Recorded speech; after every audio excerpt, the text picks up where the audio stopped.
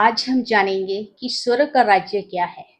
स्वर्ग का राज्य बिल्कुल वैसा ही है जैसा एक परिवार के अंदर एक मुखिया होता है, घर का जो बुजुर्ग बुद्धिमान व्यक्ति होता है, वो घर को जब लीड करता है तो अपने परिवार के हर एक सदस्य की जीवन के बारे में पूरी जानकारी रखता है ताकि कहीं ये गलत रास्ते पर न चला जाए। और ताकि कहीं पाप की गुलामी के अंदर में ना पड़ जाए, कहीं गुनाहों में ना पड़ जाए, इसका जीवन बर्बाद ना हो जाए। ऐसे ही और काफ़ी सारी जो परेशानियाँ होती हैं परिवार के सदस्य की लाइफ में जब आ जाती हैं तो वो अपनी परेशानियों को लेकर घर के मुखिया के पास आता है। उन्हें बताता है, उसे पता है कि मुझे उनसे बताने से मेरी जो परेशानियों का हल निकल आएगा और वो जो घर का मुखिया है, वे परिवार के सदस्य की परेशानियों का हल निकालता है। ऐसे ही वो एक राजी की तरह ही है। और जब हम आम समाज में हम देखते हैं तो जिस घर में बुद्धिमान बुजुर्ग होता है, वो अपने परिवार को जो लीड करता है, सही दिशा में अपने परिवार को लेकर जाता है, तो वहाँ इस बात की कहावत कही जाती है कि वो घर तो एक स्वर्ग के जैसा है। वो घर इस धरती पर एक स्वर्ग के रूप में है। ठीक ऐसे ही हम देखते हैं कि जब हम प्रार्थना करते हैं, वचन पढ़ते हैं, वचन के अकॉर्डिंग चलते हैं और जब हम प्रार्थना करते हैं तो हम ये महसूस करते हैं कि हमारे सामने प्रभु यीशु मसीह बैठे हैं। जब हम प्रभु यीशु मसीह को अपना उद्धारकर्ता करके स्वीकार करते हैं, तब हम प्रभु यीशु मसीह को अपना राजा मानते हैं। और जब हम प्रार्थना करते हैं, वचन पढ़ते हैं, तब हम प्रभु यीशु मसीह की हम प्रजा बन जाते हैं। जब हम वचनों के ऊपर चलते हैं, तब भी हम प्रभु यीशु मसीह की प्रजा बन जाते हैं। और तब हम हमारे जीवन में कोई भी परेशानी आए, कोई भी मुसीबत आए, तो हम किसी मुसीबत में फँस जाते हैं, तो तब हम प्रार्थना करने के लिए बैठ जाते हैं और प्रभु यीशु मसीह को अपने राजा को हम प्रजा बनकर अपने राजा को हम प्रार्थना के रूप में बताते हैं कि हमारे जीवन में ये परेशानी आ गई है। आप मेरी इस परेशानी को सुलझा दीजिए, आप मेरी परेशानी का हल निकालिए। तो प्रभु यीशु मसीह एक राजा बनकर अपनी प्रजा का ध्यान रखते हैं और उनकी परेशानियों का हल निकालते हैं। और हमेशा वो इस बात की ताक में रहते हैं प्रभु यीशु मसीह की कहीं मेरे बच्चों को कोई तकलीफ ना हो, मेरी प्रजा को कोई तकलीफ ना हो, वो सुख सुविधा से रह रहे हैं या नहीं। ठीक वैसे ही जैसे एक राजा अपनी प्रजा का ध्यान रखता है, उनकी सुख सुविधा का ध्यान रखता है, जब एक प्रजा किसी तकलीफ में होती है तो वो अपने राजा के पास ही आती है। तो राजा उस अपनी प्रजा के लोगों की सारी बातों को सुनता है और उसकी दुख तकलीफों को दूर करता है।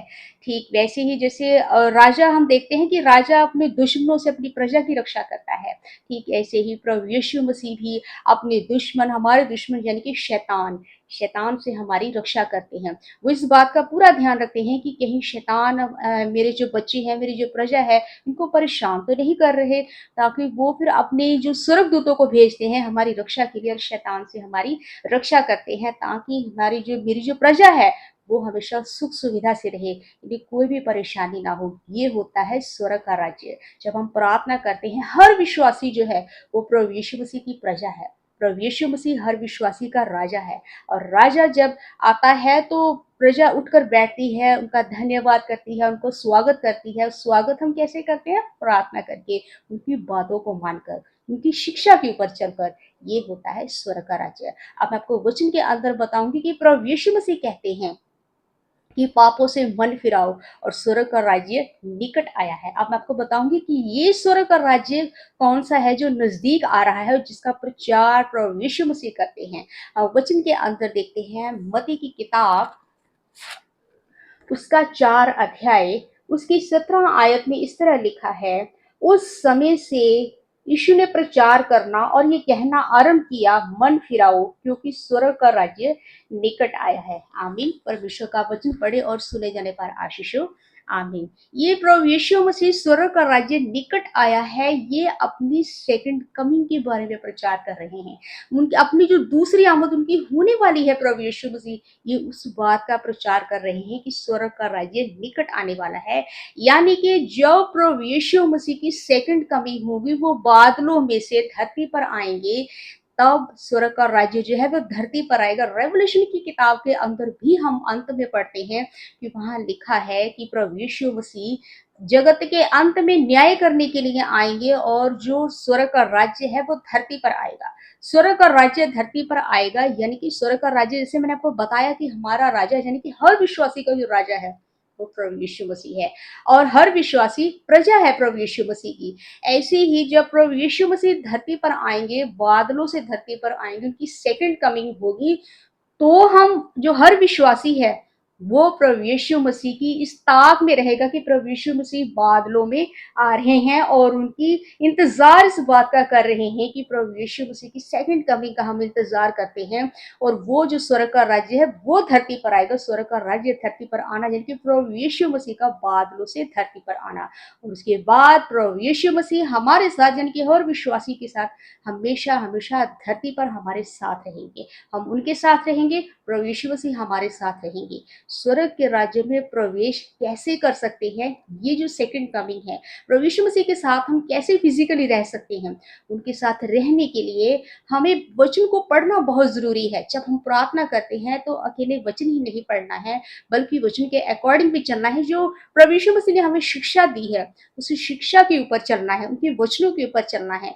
जैसे हम बाइबल के अंत में जो किताब है प्रकाशित वाक्य, उसको भी हम पढ़ते हैं। उसके अंदर जो भविष्यवाणियां लिखी हैं, उस भविष्यवाणियों को पवित्र आत्मा की सहायता से सीखना है। भविष्यवाणियों को सीखना है, सीखकर उस भविष्यवाणी को दृष्टांतों के ऊपर विश्वास करना है और ये इस बात को मानना है कि प्रभु यीशु मसीह की दूसरी आमद होगी तो होगी। इस बात पर जो विश्वास करेगा, जो भविष्यवाणियों के ऊपर विश्वास करेगा और उन वचनों के अकॉर्डिंग चलेगा। यहाँ पर रेवलेशन के अंदर हम पूरी किताब को अगर ध्यान से पढ़ें तो उसमें एक बात जो है वो बहुत ही खास दर्शाई गई है, बताई गई है, बल्कि अलर्ट किया गया है हर विश्वासी को परमेश्वर ने।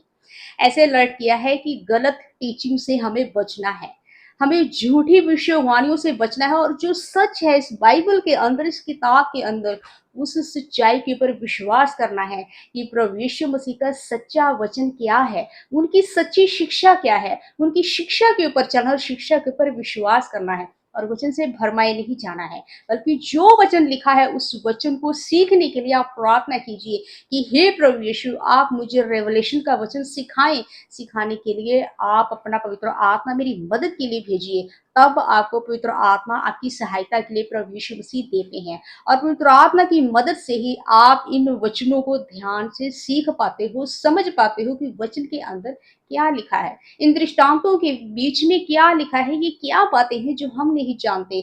लेकिन परमेश्वर तब हमारे ऊपर रिवील करते हैं जब हम प्रार्थना करते हैं कि हम रेवलेशन को सीखना चाहते हैं, हम इस वचन को सीखना चाहते हैं कि प्रकाशित वाक्य के अंदर क्या लिखा है। जब उन बातों को हम सीख जाते हैं, हम इन पाप भरी दुनिया के ऊपर जय पा लेते हैं, पाप गुनाह के ऊपर जय पा लेते हैं। तब हमारे ऊपर ये बातें रिवील होती हैं, धीरे धीरे बातें हमारे ऊपर रिवील होती हैं। परमेश्वर हमें समझाते हैं कि ये बातें मैंने क्या लिखी और आपके लिए क्यों लिखी हैं, ताकि हम स्वर्ग के राज्य में प्रवेश हो सके। अगर हम विषयवाणियों के ऊपर विश्वास करते हैं तभी हमारे अंदर जो है वह पवित्रताई आती है।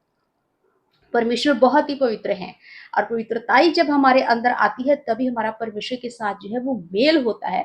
तभी हम परमेश्वर के राज्य में यानी कि स्वर्ग के राज्य में हम प्रवेश होते हैं। इसलिए स्वर्ग के राज्य में प्रवेश करने के लिए वचनों को पढ़ना ही नहीं है, बल्कि वचनों के ऊपर चलना भी है। जैसे वचन में प्रभु यीशु मसीह ने कहा है, बिल्कुल उनके कहे के अनुसार ही अपने जीवन को चलाओ, वचन के अकॉर्डिंग चलो, तब आप स्वर्ग के राज्य में प्रवेश करोगे। इन वचनों के द्वारा आप सबको बहुतायत से आशीष और बरकत मिले। आमीन। God bless you.